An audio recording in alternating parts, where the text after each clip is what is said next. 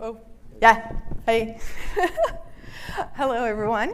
My name is Linden, and my speech is "Where is Jane Gone?" And before we really get started, I wanted to go through a few questions to get you to think. Okay. These are things that I've gone through. And if you want to raise your hand, if you don't want to raise your hand, it's okay, but I will be raising mine. Okay. First question, have you ever been sexually harassed at work? Have you been told by one of your coworkers that it's not a good idea to be alone with another coworker? Yeah. Have you ever been in a deposition for a discrimination suit for a former coworker?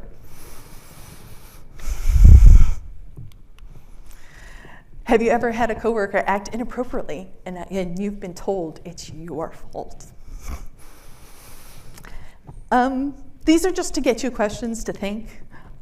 My experience in the work world is probably very different than most of you. It's kind of to think about where I sit. So we'll start off with, I want to thank my husband and my son and their unending support of me. I would be here today if it wasn't for the both of them.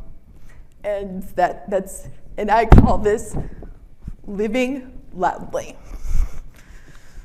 And also I want to thank my dog, because this is the second time I've given this speech, and this is the second time I've been without him for more than 8 hours, so he's having to suffer along with me. So we're gonna start off talking about me. And one of the things I hear a lot is, are you really a developer? Are you a programmer? Technically, my title is some BI specialist, but I'm a data engineer. I deal with data. Most people do not expect me to be any kind of thing. But the way I do this, instead of going through all my accreditations, I start off with, I call my geek cred.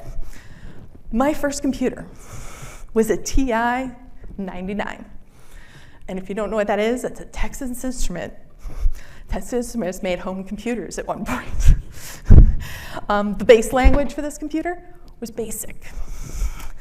And I spent my time as a young person coding on this computer. There was no software. There was no disks.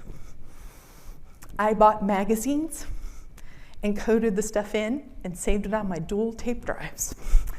Had a voice modulator, and I love that thing. I played with it constantly. But even with an auspicious start, that's not where I ever thought I'd end up.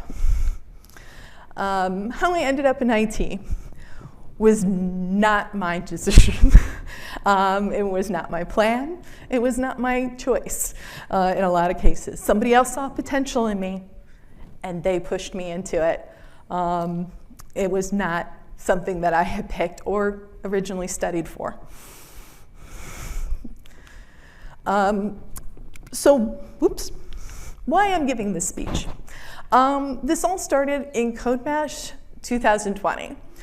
I don't know if you've ever been to Codemash, but it's a fantastic conference in Sandusky, Ohio.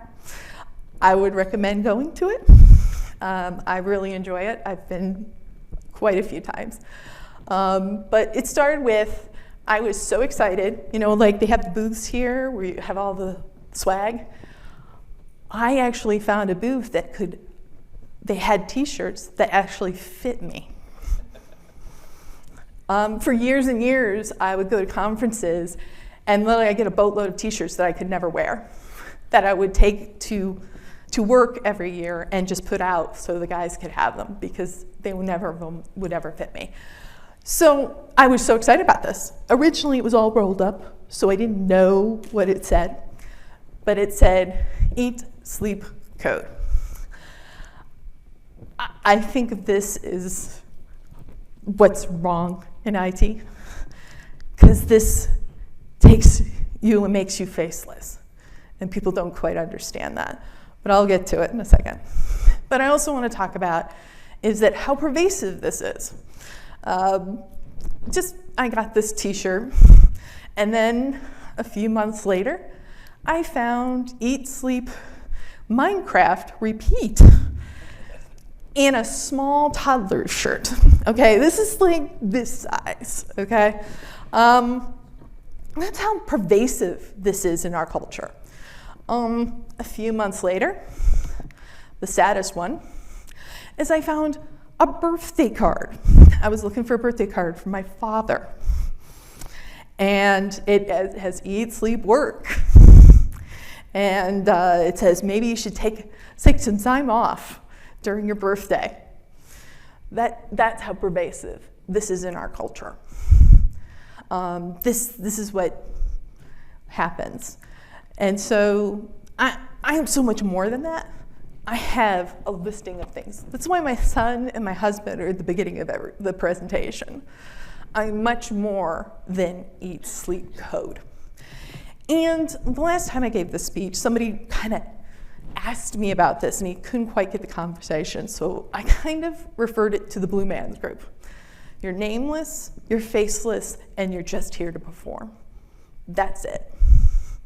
That takes all your personal, as it doesn't, you don't bring anything else to the table besides that. And that's wrong in many ways. So the status of this technology industry, women only make up 25%. I would say it's less than that.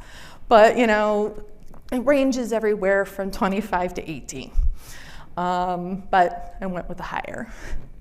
What's really sad about this is that the percentage of jobs back in the 80s was higher than it is now for women in IT. We're going down, and we're going down quick. We haven't quite got all the numbers for COVID yet, but I can tell from personal experience that percentage is going to go down quite a bit because it just was not feasible for a lot of women to stay in the industry as things happened. Women in the pipeline, like people who actually want to, only 27% can even consider going in IT. That doesn't mean they actually go into IT, but they consider it. Again, women are not encouraged, just like me. Even though I'm sitting there coding for hours on my computer at home, nobody ever said, oh, maybe you should take a computer course. Oh, maybe you should think of that as a, no, never. And there's also a shortage of women in tech. The most prominent ones are not actually coders.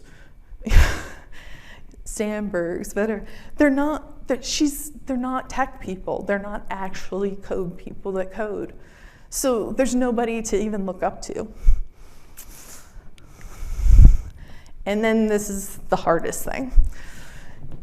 In a recent study, they found more than half of the women who actually get into the tech field leave by the age of 35. Half.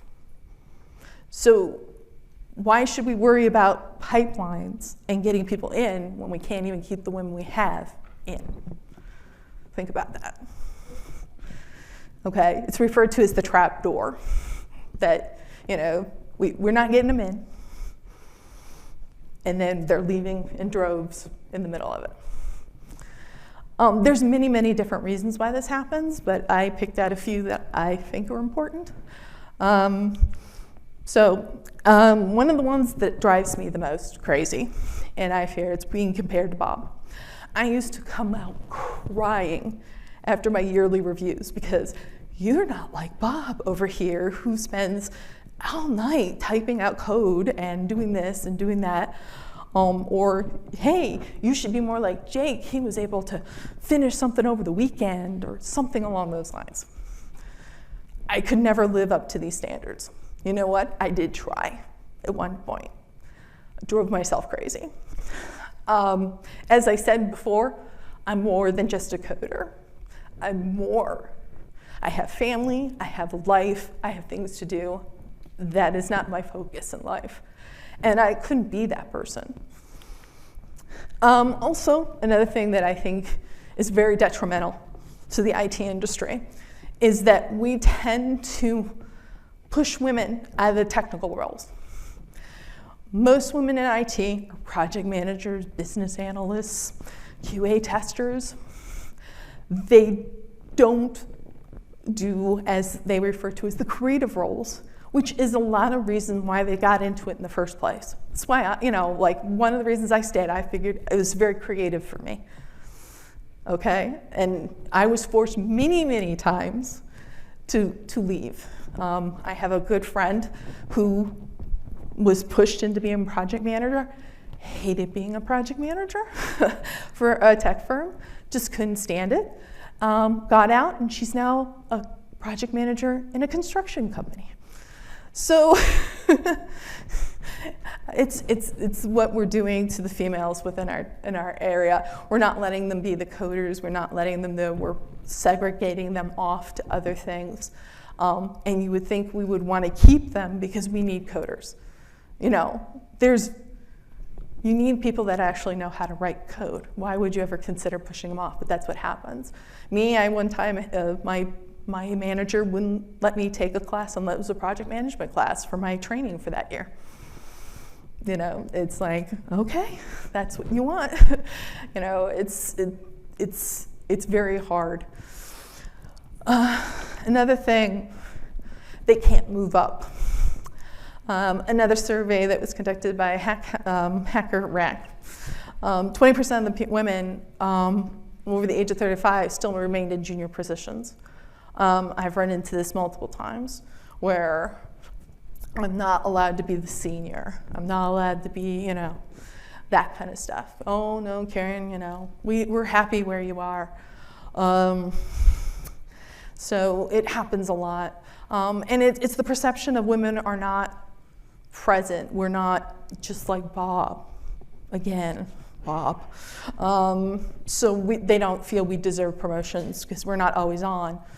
And we're not always solving every problem under the sun. So only 5% of men run into the same issue. So you're likely to find women in junior roles or subservient roles, even if they're still coding, which in most cases they're pushed off anyway to not code, are not moving up. They can't be heard. This is one that it's very personal to me. And I couldn't find any studies or anything. The only thing I could find was about the Supreme Court. And I know this is not a one-to-one, but it shows the issue that's out there. 2 studies, were studied by the oral arguments in the Supreme Court. When it were interrupted disproportional rates to their male colleagues, as well as by male advocates. So basically think about it. Some of the most powerful women in this country still can't be heard.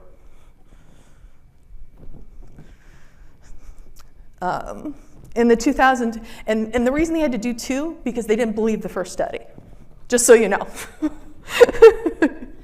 So there was a second study done, and it was Justice Sotomayor was the most interrupted out of all the justices during the 2019 term.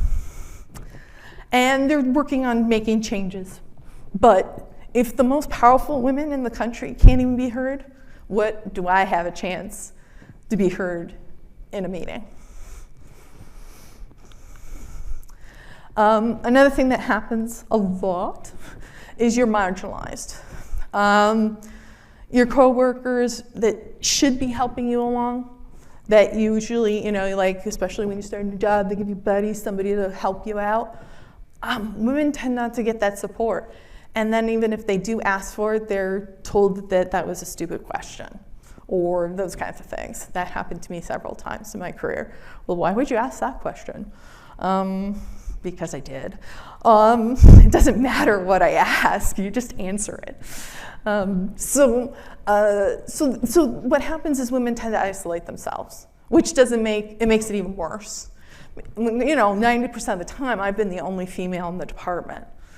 So I don't have somebody to go to and say, hi, I need some help, and it doesn't happen. I can't tell you how many times the guy says, why are you asking me this question? It's so, I'm like, oh, I'm just supposed to magically know everything in your head. But that's one of the things I've run into a lot, is that you're not, again, heard, you're not taken seriously. Because, again, you're a woman, and what are you doing in coding? Sorry, but it's true. Finally, the most often thing that convinces women to leave the IT industry is sexual harassment and discrimination. As I put in the beginning of the slide, I've actually been involved in a deposition for a coworker for, being, she was first sexually harassed, and then she was discriminated for being pregnant.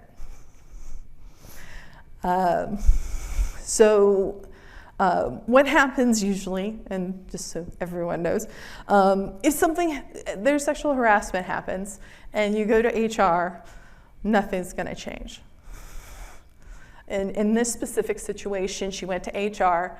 They told him not to contact her ever again, and that was it. I know there's laws you're supposed to follow. There's things you're supposed to do. But I would tell you, most of the time it's not happening. HR departments are not designed to handle this. That's, what it comes down to. People are like, oh, you're having a problem between two coworkers, you go to HR. Not really. They're not designed for it. They're not trained to deal with it.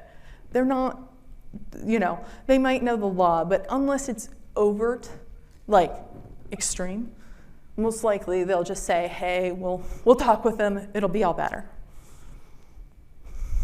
Okay. But, and a lot of the discrimination you face is, on your resume, putting your name, I took my first name off my resume, and geez, I got more job interviews. I stopped wearing my wedding ring for a while, because I learned that one company wasn't considering me because they thought I might get pregnant because I was married. So there's a lot of things out there that are causing us issues. And it's not just tech, it's an overall issue. But with tech especially, that we push women out of specific jobs, and we make it very difficult to function even in the industry itself, really lends itself to having them leave, because women don't leave other industries as much as they leave IT. So, and then also one of the things that originally this was not included in the presentation, but I actually found studies on it, bro culture. No matter what you've written in your corporate, mission statement, whatever, says that you're balanced and whatever, if you don't actually do anything about it, then it doesn't matter. What happens with bro culture is you allow things to happen. You accept poor behavior, and it's okay. As I said at the beginning, some else, and I can tell you why that happened. One of my coworkers got upset with me and threw a chair against the wall. Just slammed it into the wall. Scared me. Okay? I know I can't go to HR because that's not going to solve anything. So I just try to avoid him. Guess what? I get written up for avoiding him. So I end up in HR anyway. And they just said, well, you caused it. You got him angry enough that he had to throw a chair against the wall. So, so then I'm here having to apologize to him for avoiding him, for throwing a chair against the wall, which scared me. That's what happens. So when I talk about bro culture, it's when you accept behavior that is not appropriate. calling a girl babe, or hi, darling. I can't tell you my conference calls I've been on lately where the guy goes, how you doing, darling? And I'm like, okay. That has nothing to do with anything. You have no right to call me that. So it's one of the things. So here's the actual study that was actually done, where 72% of women say their bro culture is rife in the IT industry. 72%. And people ask me, how do you fix this? And the funny part is like, well, why don't women do anything about it? Why don't I call them out? It'll make it worse. We all know, like when you were growing up and pulling your pigtails, or playing with your skirt when you're in the playground, what worked best? We all learned this as little girls, is to ignore you. Because then you'll go find another target. Because you're not there, they want a reaction out of you. When people do those kinds of things, they want a reaction.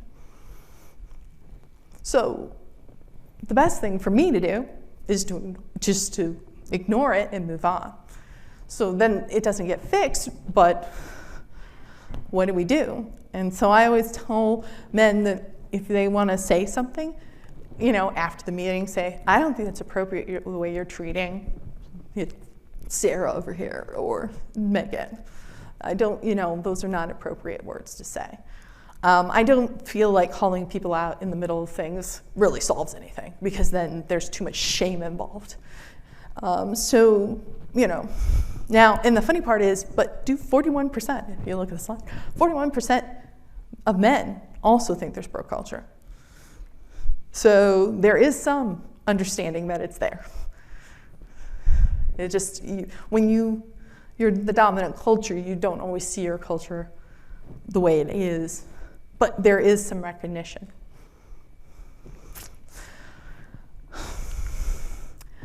And also, when I gave this speech the last time, people asked me, well, why doesn't women lean in? Okay. Okay. And if you don't, two different men after the last time I gave the speech asked me about this. And wouldn't that solve the issue if they just leaned in and, blah, blah, blah. And the answer is no. And if you don't know what lean in is or all this, in 2013, 14, 15, all these books came out about women's empowerment and how we were going to change the industry and everything like this. And it all started with Sharon Sandberg, which again, if anyone knows, she's an accountant, about how, at Facebook, but she's an accountant. And her book, Lean In, like, the reason women aren't getting ahead is because we're not being, we're not pushing ourselves and doing this, blah, blah, blah. There's a whole bunch of stuff. It's pretty much all crap. I never read the book because I knew it was crap before that, because I had learned early on that none of that would work, because I tried it all. But these are several of the books, and that was happening at that time, and this is what is the prevalent culture. Women can solve their problems if they were just ruthless and, we're mean to men. I don't know. It just seems it's very aggressive in my mind. And if they stop being perfect, by the way, you know why girls want to be perfect? It's because that's what we're taught to do. Men are supposed to go out and try stuff, be brave. Women are taught to be pretty, perfect, and princesses. It's ingrained in our society. We're told to be perfect. We're taught to be perfect. So we have these books that have all come in, and they're all in the lexicon out there. But what's really interesting, what's kind of changed all this, and they refer to it as the girl boss area. And if you've ever heard, oh, I want to be a girl boss, this is what they're talking about. But what happens now is that these people have put this in the culture that women can solve their own problems and change it, all the things. Then COVID happened. And that changed a lot of things. And this woman that wrote Brave, Not Perfect, actually just wrote recently, literally came out in April, that it's called Payout. And she apologizes for her earlier book, Brave, Not Perfect. That convincing women that they can't have it all. Because it's not true. It has a lot to do with we're caregivers. You know, some of the most amazing women, I was asked to be part of a mentor circle at one point. And I met all these women who were supposed to be the most brilliant people in the area, whatever. I didn't like any of them. I really did not. They were, and I call it the Hillary Clinton persona. Hillary Clinton's brilliant, okay? But I probably would not like her as a person. She doesn't, whatever it is, she's become this hardened person that I just can't handle, you know? And I don't want to be that. But I hated all these women. And it's funny, one time we were late, one of these mentoring circles, and I'm sitting here going, you know, we all took time off and this woman's not showing up. And I go, what, you know? And so we're all sitting there talking, and it was hilarious. This mentoring circle was all to convince us to be leaders. I think it all convinced us not to be leaders. Literally, we sat in the circle and said, no, I don't think we want to do this. Sorry. We don't want to do this. I don't want to be like these women. You know, it was even sad. Every single one of them, you know, they were brilliant people. Every single one of them had to step back at some point. Would a man ever do that? Never. One, you know, even if she didn't have kids, she did this, she ended up stepping back and coming to Cleveland to run a nonprofit. She was some big wig something in New York because her mother got sick. The brother who lives down the street from her wasn't going to take care of her. So she literally gave up her entire life, came back here, was the CEO of this nonprofit and all that. What? Would a man ever even consider that? No. One of my good friends she was an Indian immigrant to the US. Her mother-in-law gets sick back in India. She went back. Her husband was supposed to swap her out because it's going to screw up her visas. He refused. So then she's now stuck in India. And she can't come back to the US. You know? But what this woman did was, and just so you know a little bit about her, and I can't pronounce her name correctly, I'm sorry.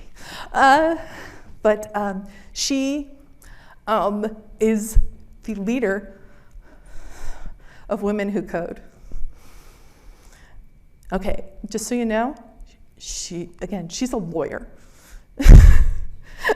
She decided to start a thing about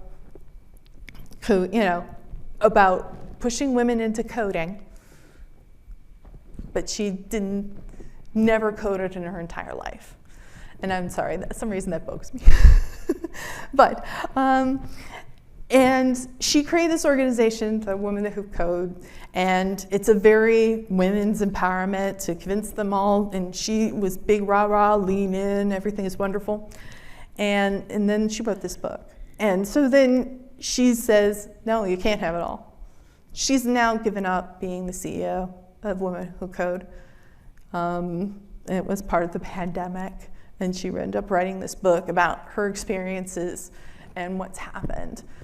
She had her second kid right before COVID hit, and thinking about having no help, trying to run a business with an infant. that's just amazing to even try. Yeah, and so what comes down to is that we can't have it all. And I hate to tell everyone that. Women do most of the work at home. Women take care of the kids more often. Women are going to be taking care of their neighbors and other friends because that's just what we are. Work is never going to be our complete focus. It's not going to happen.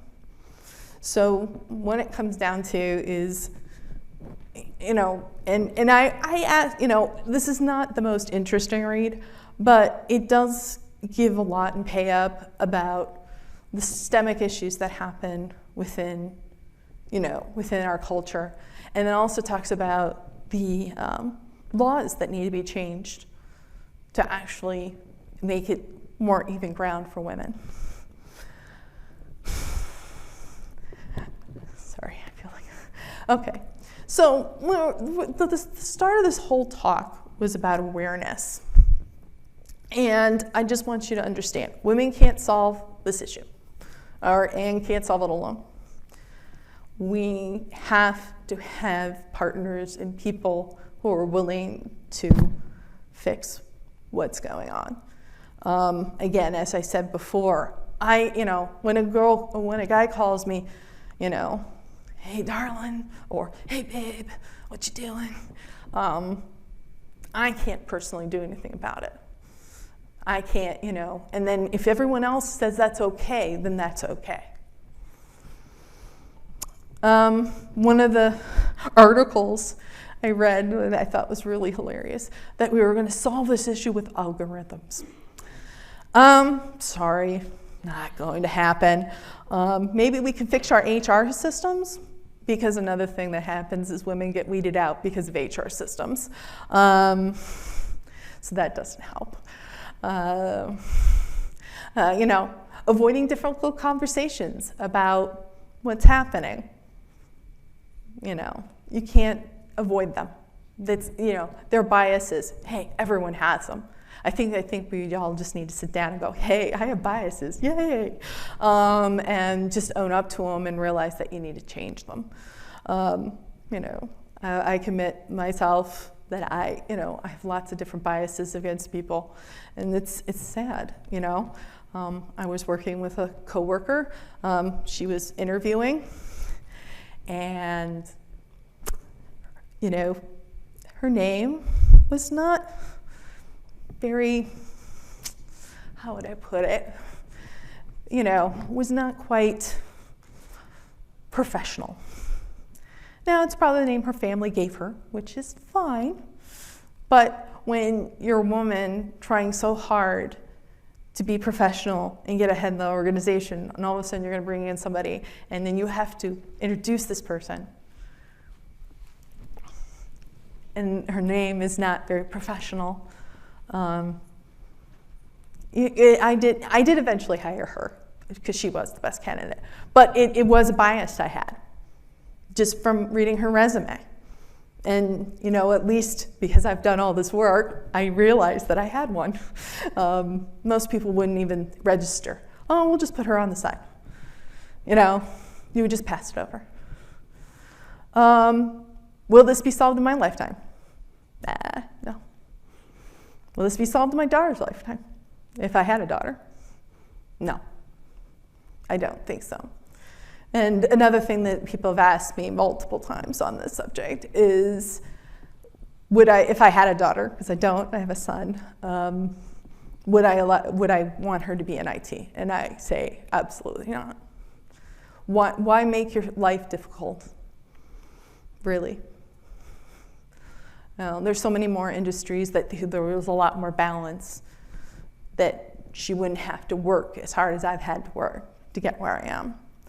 And you want to also know, I don't particularly want my son in it either.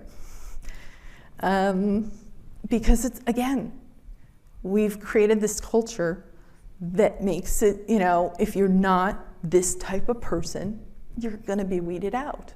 You're going to be pushed aside. Men leave IT a lot of the time too. You know, like there's a retention rate of men out of this industry also that's high compared to other industries. You know, it's not, you know, you don't fit this archetype, you know, you're not gonna work. So one of the things I just added in, and because people kept asking me, what can we do? And so I've done some more research, comes up with a few things. And I called it living life loudly, or parenting loudly. And how is this going to change anything? What we do in this industry is we kind of sit there and divorce our work life from our home life. How many IT people have pictures of their kids on their desk? How many, you know, we've been taught in this country to divorce our personal, you know, work lives from this. So our work lives don't have any idea what we're going through, you know, and that kind of stuff. As you said, when I went to interviews, I'm taking off rings. I'm, you know, changing my name on my resume. I'm trying to do everything so you don't know what's going on in my life, because you'll most likely hire me then, because it looks like I have nothing going on. So a few years ago, and again, that's why my son and dog are at the beginning of this presentation, is I tell everyone, no, I'm going to go pick up my son I'm leaving early to go pick up my son from basketball practice. You know, I do not hide it anymore. And does it hurt me? Oh gosh, yes, it does. But it makes me feel better about myself. I'm not hiding who I am. You know, again, as we go back to that first screen, I have all these things. You know, I'm a runner. I'm a dog mom. I do all these different things, and I don't want to do that. You know, I don't want to hide what I am from my employer anymore. If that's going to ding me, it's going to ding me. I don't care.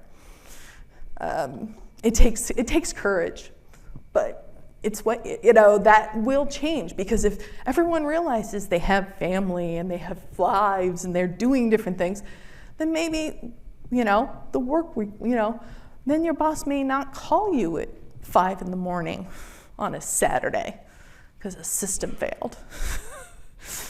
You know, maybe realize that you have at this time my son was 6 months old, who was just starting to sleep through the night. So, what it changes to be an ideal worker.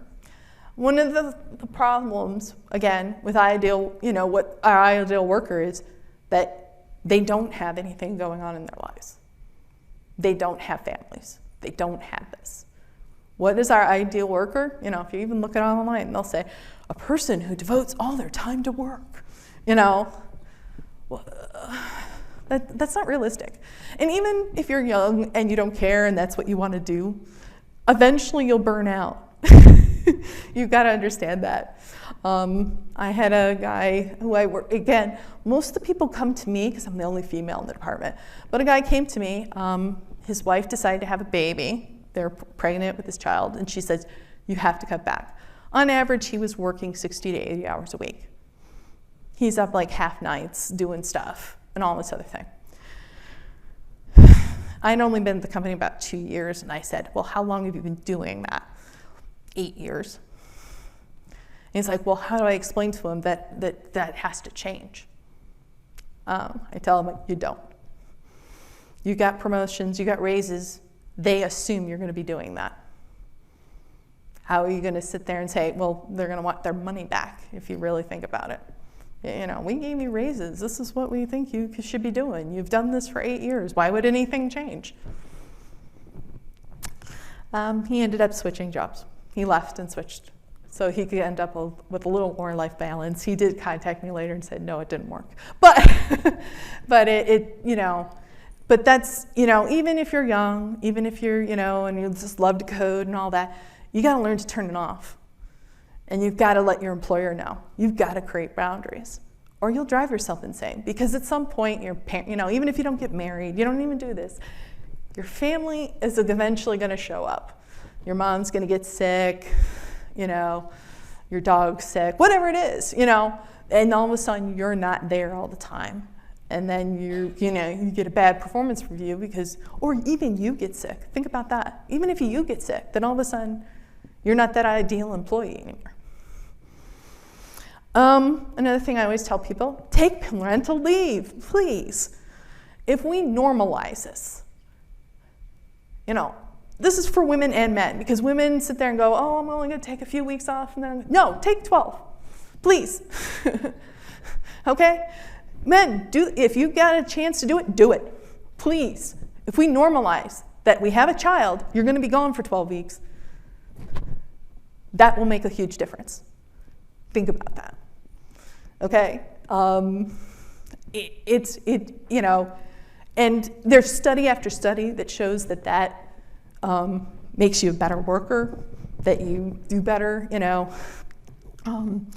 that kind of stuff. You can look it all up. But yeah, take it, please.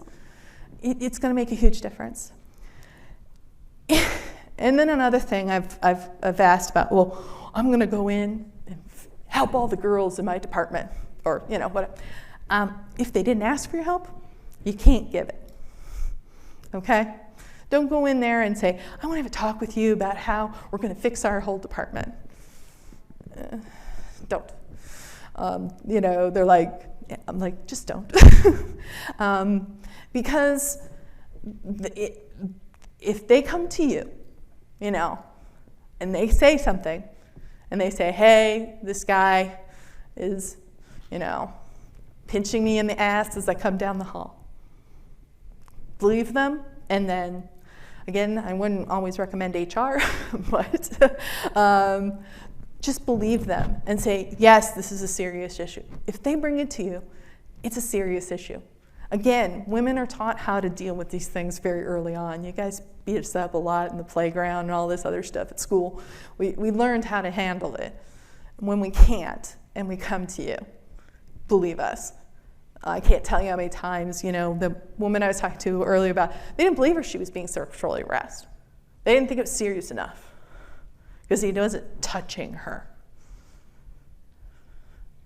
No. Sorry. So what it comes down to, and I created this, one of the things I don't want you to take out of here is that, feel guilty or upset. This is all about awareness. I find that most men do not have any clue what's going on or even how they can help. Telling their boss, I'm leaving early to take my kid to the baseball, whatever. It makes a huge difference. You don't quite understand that, but it does.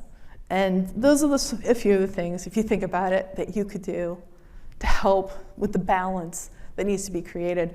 And even if you don't want the balance, you eventually will. Everyone does.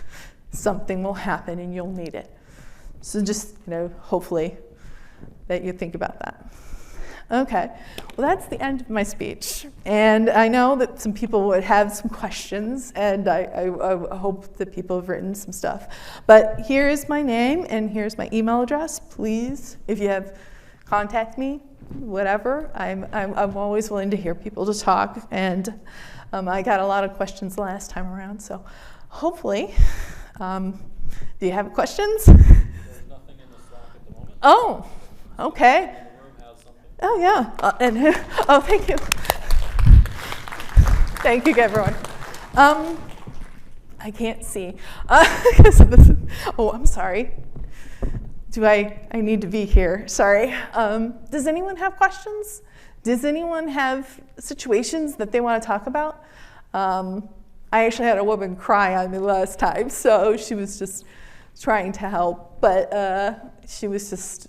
But I hope all I've done is giving you some awareness and giving you some ideas about what that needs to be changed. And it's on both sides. It's like, again, I used to hide that I had kids. I used to hide that I didn't, have a life, and that all I did was my work and all that. And as I said, live loudly.